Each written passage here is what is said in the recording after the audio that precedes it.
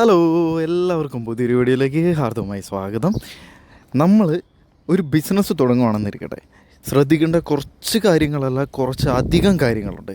അതായത് നമ്മളൊരു ബിസിനസ് തുടങ്ങുകയാണെങ്കിൽ ഒരു ഓഫീസ് എടുത്ത് അതിലൊരു സ്റ്റാഫിനെ വിളിച്ചിരുത്തി നമ്മൾ കുറച്ച് ബോർഡുകളും കാര്യങ്ങളും വെച്ച് ഞാൻ അത് കൊടുക്കുന്നുണ്ട് ഇത് കൊടുക്കുന്നുണ്ടെന്ന് കുറച്ച് ബോർഡും വെച്ച് ഇരുന്നിട്ട് കാര്യമില്ല. നമുക്ക് കുറച്ച് ലൈസൻസുകൾ ഉണ്ടായെന്ന് ഓർത്തുണ്ടോ, അല്ലെങ്കിൽ എനിക്കൊരു ഓഫീസുണ്ട് എന്ന് ഓർത്തുണ്ടോ എനിക്ക് വർക്ക് വരത്തില്ല. അതിന് നമ്മൾ എന്ത് ചെയ്യണമെന്ന് വെച്ചാൽ അതിന് നമ്മൾ മാർക്കറ്റിംഗ് ചെയ്യണം, അതിന് നമ്മൾ പരസ്യം ചെയ്യണം, അഡ്വർടൈസ്മെൻറ്റ് ചെയ്യണം. ഈ അഡ്വർടൈസ്മെൻറ്റ് അല്ലെങ്കിൽ മാർക്കറ്റിംഗ് എന്ന് പറയുന്നത് എന്തിനു വേണ്ടി ചെയ്യുന്നതാണ്? പബ്ലിസിറ്റിക്ക് വേണ്ടിയിട്ട് ചെയ്യുന്നതാണ്. പബ്ലിസിറ്റി എന്ന് വെച്ചിട്ടുണ്ടെങ്കിൽ പലതരത്തിൽ നമുക്ക് പബ്ലിസിറ്റി നേടാം. അതിലേറ്റവും എഫക്റ്റീവായിട്ടുള്ളൊരു പബ്ലിസിറ്റിയാണ് മൗത്ത് പബ്ലിസിറ്റി. ഈ മൗത്ത് പബ്ലിസിറ്റി എങ്ങനെയാണ് ഉണ്ടാകുന്നതെന്ന് വെച്ചാൽ, നമുക്കറിയാം, ഞാനൊരു പ്രൊഡക്റ്റ് അല്ലെങ്കിൽ ഒരു സർവീസ് ഞാൻ വാങ്ങി, അതിൻ്റെ ക്വാളിറ്റി അല്ലെങ്കിൽ അതിൻ്റെ സർവീസിൻ്റെ ആ ഒരു ഗുണമേന്മ ഞാൻ എൻ്റെ 1-2 സുഹൃത്തുക്കളോട് പറയും. അവരത് 4 8 8 16 ഇങ്ങനെ കണക്ട് ചെയ്തങ്ങ് പോവുകയാണ്. അതാണ് മൗത്ത് പബ്ലിസിറ്റി. അത് നമുക്കറിയാവുന്ന കാര്യമാണ്. പക്ഷേ ഈ മൗത്ത് പബ്ലിസിറ്റിയിൽ നമ്മൾ ശ്രദ്ധിക്കേണ്ട, ഈ മൗത്ത് പബ്ലിസിറ്റി പോകുമ്പോൾ നമ്മുടെ കമ്പനിക്ക് ചീത്തപ്പേരാകാതിരിക്കാനും കൂടെ നമ്മൾ ശ്രദ്ധിക്കണം. അതിനെന്ത് ചെയ്യണം?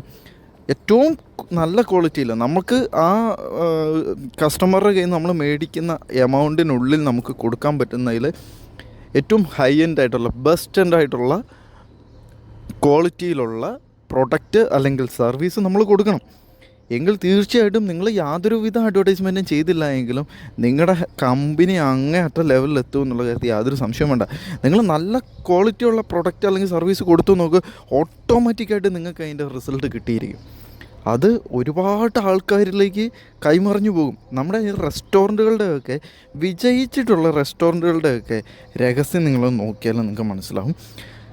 എല്ലാവരും ഇപ്പം നിങ്ങൾ തന്നെ ആലോചിച്ചാൽ മതി, നിങ്ങൾക്ക് ഏറ്റവും ഇഷ്ടപ്പെട്ട ഒരു ഫുഡ് കഴിക്കാൻ നിങ്ങൾ ആദ്യം ഏത് റെസ്റ്റോറൻറ്റിലേക്കാണ് പോകുക എന്ന് നോക്കിയാൽ മതി. അതാണ് ആ റെസ്റ്റോറൻറ്റുകാരുടെ വിജയം എന്ന് പറയുന്നത് തന്നെ. കാരണം നിങ്ങൾ ഒരു പൊറോട്ട കഴിക്കുന്ന, പൊറോട്ടയും ബീഫും കഴിക്കുന്ന വിചാരിക്കുക, അല്ലെങ്കിൽ എന്തെങ്കിലും കഴിക്കുന്ന വിചാരിക്കുക, ഒരു ബിരിയാണി കഴിക്കുന്ന വിചാരിക്കുക. നിങ്ങളോടൊരു സുഹൃത്ത് ചോദിക്കുകയാണ് ഇന്ന സ്ഥലത്ത് ബിരിയാണി കഴിക്കാൻ പോയാലോ എന്ന് പറയുമ്പോൾ നിങ്ങൾ ഓട്ടോമാറ്റിക്കായിട്ട് ആ ഹോട്ടൽ റെഫർ ചെയ്യും. അതാണ് ആ ഹോട്ടലുകാരൻ്റെ വിജയം. അവർ ക്വാളിറ്റി ഉള്ള ഫുഡ് നിങ്ങൾക്ക് ഇഷ്ടപ്പെടുന്ന രീതിയിൽ നിങ്ങൾക്ക് ആവശ്യമുള്ള ഫുഡ് തന്നപ്പോൾ, അത് ചിലപ്പോൾ ക്വാണ്ടിറ്റിയിലാകാം, ചിലപ്പോൾ ടേസ്റ്റിലാകാം, ചിലപ്പോൾ അവർ സെർവ് ചെയ്ത ആ ഒരു രീതിയിലാകാം, അപ്പം അങ്ങനെ, അല്ലെങ്കിൽ റേറ്റിലാകാം, അങ്ങനെ പലതിലും ആകാം. അങ്ങനെ നമുക്ക് മൗത്ത് പബ്ലിസിറ്റി പിടിക്കാൻ പറ്റിയിട്ടുണ്ടെങ്കിൽ നിങ്ങൾ വേറെ യാതൊരുവിധ പരസ്യവും ചെയ്യേണ്ട, അഡ്വർടൈസ്മെൻറ്റും ചെയ്യേണ്ട. നിങ്ങളുടെ കമ്പനി ചുരുങ്ങിയ സമയം കൊണ്ട് വൻ സെറ്റപ്പ് ആകും എന്നുള്ള കാര്യത്തിൽ യാതൊരു സംശയവും വേണ്ട. ഇതേപോലെ തന്നെ കമ്പനി പൂട്ടാനും ചാൻസ് ഉണ്ട്. കുറച്ച് നാൾ നല്ല ക്വാളിറ്റി കൊടുത്ത് പിന്നെ മോശം ക്വാളിറ്റി കൊടുക്കുമ്പോൾ, അല്ലെങ്കിൽ റേറ്റ് കൂട്ടി കൊടുക്കുമ്പോൾ, അതും മൗത്ത് പബ്ലിസിറ്റി വഴി കമ്പനിയെ ദോഷമായിട്ട് ബാധിക്കാനും ചാൻസ് ഉണ്ട്, കമ്പനി പൂട്ടിപ്പോകാനും ചാൻസ് ഉണ്ട്. അപ്പം നമ്മൾ 2 വശവും ചിന്തിക്കണം. അപ്പോൾ എന്ത് ചെയ്യണമെന്ന് വെച്ചിട്ടുണ്ടെങ്കിൽ, നമ്മൾ ഏത് പ്രൊഡക്റ്റ് തുടങ്ങിയാലും ഏത് സർവീസ് തുടങ്ങിയാലും ഏറ്റവും ആദ്യമേ നമ്മൾ പ്ലാൻ ചെയ്യേണ്ടത്, കമ്പനി ഫോം ചെയ്യുമ്പോൾ തന്നെ നമ്മൾ പ്ലാൻ ചെയ്യേണ്ടത്, നമ്മുടെ പ്രൊഡക്റ്റ് അല്ലെങ്കിൽ നമ്മുടെ സർവീസ് ഈ നാട്ടിൽ അല്ലെങ്കിൽ ആ ഏരിയയിൽ ഏറ്റവും ക്വാളിറ്റി ഉള്ളതായിരിക്കണം. അതിനുള്ള ആൾക്കാരെ നമ്മൾ ഹയർ ചെയ്യണം, അതിനുള്ള സെറ്റപ്പ് നമ്മളുണ്ടാക്കണം. നിങ്ങൾ അതിനുള്ള സെറ്റപ്പിന് വേണ്ടി അല്ലെങ്കിൽ അതിനുള്ള ആൾക്കാർക്ക് വേണ്ടിയിട്ട് എത്ര ഇൻവെസ്റ്റ് ചെയ്താലും അത് യാതൊരു വിധത്തിലും നഷ്ടമാവില്ല എന്നുള്ള കാര്യത്തിൽ 100% ഉറപ്പ് തരാൻ പറ്റും. മറ്റൊന്നാണ് മാർക്കറ്റിങ്ങിലെ സോഷ്യൽ മീഡിയ മാർക്കറ്റിംഗ് അല്ലെങ്കിൽ ഡിജിറ്റൽ മാർക്കറ്റിംഗ്. നമുക്കറിയാം, നമ്മളിപ്പോൾ ജീവിക്കുന്ന ഒരു ഡിജിറ്റൽ യുഗത്തിലാണ്. ഈ ഡിജിറ്റൽ യുഗത്തിൽ നമ്മൾ ഈ ജീവിക്കുന്ന ഇക്കാലഘട്ടത്തിൽ ഏറ്റവും എഫക്റ്റീവായിട്ട് മാർക്കറ്റിംഗ്, അതായത് പേയ്മെൻറ്റ് കൊടുത്ത് നമ്മൾ നമ്മുടെ പ്രൊഡക്റ്റിനെ ബൂസ്റ്റ് ചെയ്യുന്ന ഒരു പ്രോസസ്സ്, ആ മാർക്കറ്റിങ്ങിനെ ഏറ്റവും എഫക്റ്റീവായിട്ട് നമുക്ക് കൈകാര്യം ചെയ്യാൻ സാധിക്കുന്നത് സോഷ്യൽ മീഡിയ ആഡ്സിലൂടെ അല്ലെങ്കിൽ സോഷ്യൽ മീഡിയ മാർക്കറ്റിങ്ങിലൂടെ, ഡിജിറ്റൽ മാർക്കറ്റിങ്ങിലൂടെയൊക്കെയാണ്. കാരണം നമുക്കറിയാം, നമ്മളാണെങ്കിൽ പോലും ഇപ്പോൾ രാവിലെ എണീറ്റിട്ടുണ്ടെങ്കിൽ വൈകിട്ട് രാത്രി കിടക്കുന്നവരെ എത്ര മണിക്കൂറാണ് നമ്മൾ സോഷ്യൽ മീഡിയയിൽ നമ്മൾ ആക്റ്റീവായിട്ടിരിക്കുന്നത് നമുക്കറിയാം. പ്രത്യേകിച്ച് കാര്യമൊന്നുമില്ല, നമ്മളിങ്ങനെ ചുമ്മാ സ്ക്രോൾ ചെയ്ത് പോവുകയാണ്.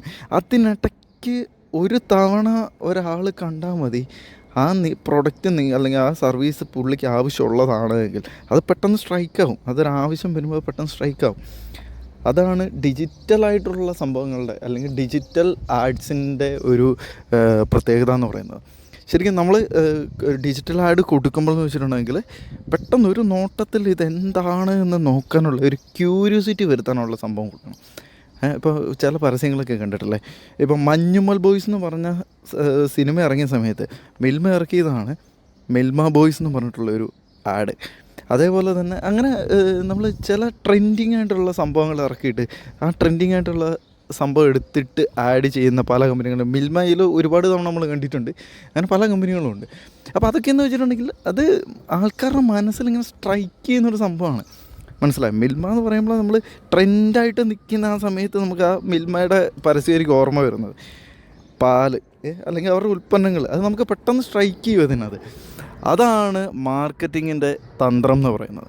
അപ്പോൾ നമ്മൾ മാർക്കറ്റിങ് ചെയ്യുമ്പോൾ വളരെ വ്യക്തമായിട്ടും അതുപോലെ തന്നെ നല്ല രീതിയിൽ ചെയ്യാൻ പറ്റുന്നതുമായിട്ടുള്ള നല്ല രീതിയിൽ ഡിജിറ്റൽ മാർക്കറ്റിംഗ് ചെയ്ത് എക്സ്പീരിയൻസും ഉള്ള ക്വാളിറ്റി ഉള്ള ഒരു ടീമിനെ അല്ലെങ്കിൽ ഒരു കമ്പനീനെ ഏൽപ്പിക്കുക, അല്ലെങ്കിൽ അതുപോലെയുള്ള ഒരു ടീമിനെ നിങ്ങൾ ഹയർ ചെയ്യുക. ഇതാണ് നിങ്ങളുടെ കമ്പനിയിൽ സ്റ്റാഫായിട്ട് ഹയർ ചെയ്യുകയോ അല്ലെങ്കിൽ പുറത്ത് ഔട്ട്സോഴ്സ് കൊടുക്കുകയൊക്കെ ചെയ്യാം. പക്ഷേ അവരുടെ ക്വാളിറ്റി നമ്മൾ അറിഞ്ഞിരിക്കണം. അതിൽ നിന്ന് നമുക്ക് റിസൾട്ട് ഉണ്ടാക്കാൻ പറ്റുമെന്ന് നമുക്ക് ഉറപ്പ് കിട്ടണം. നമ്മൾ മുടക്കുന്ന പൈസയ്ക്ക് ബലം ഉണ്ടാവും എന്നുള്ള കാര്യം നമുക്ക് ഉറപ്പ് കിട്ടണം. അത്രയേ ഉള്ളൂ. അപ്പം ഇതാണ് മാർക്കറ്റിങ്ങിൽ നമ്മൾ ശ്രദ്ധിക്കേണ്ട കുറച്ചധികം കാര്യങ്ങൾ.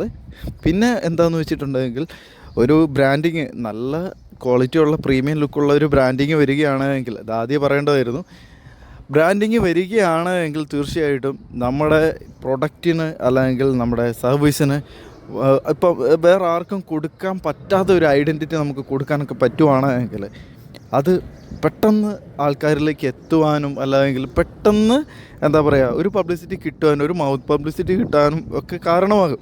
നമുക്കറിയാം ഇപ്പോൾ അജ്മി എന്ന് പറയുന്ന ഒരു ഫുഡ് പ്രൊഡക്റ്റ് കമ്പനിയുണ്ട് നാട്ടിൽ. അവരുടെ ബ്രാൻഡിങ് ചെയ്ത് എങ്ങനെയാണെന്നറിയാമോ? അവരുടെ ട്രക്കുകൾ, അവരുടെ ഈ പ്രൊഡക്റ്റുകൾ മാർക്കറ്റിലേക്ക് എത്തിക്കുന്ന അവരുടെ ട്രക്കുകളുണ്ട്.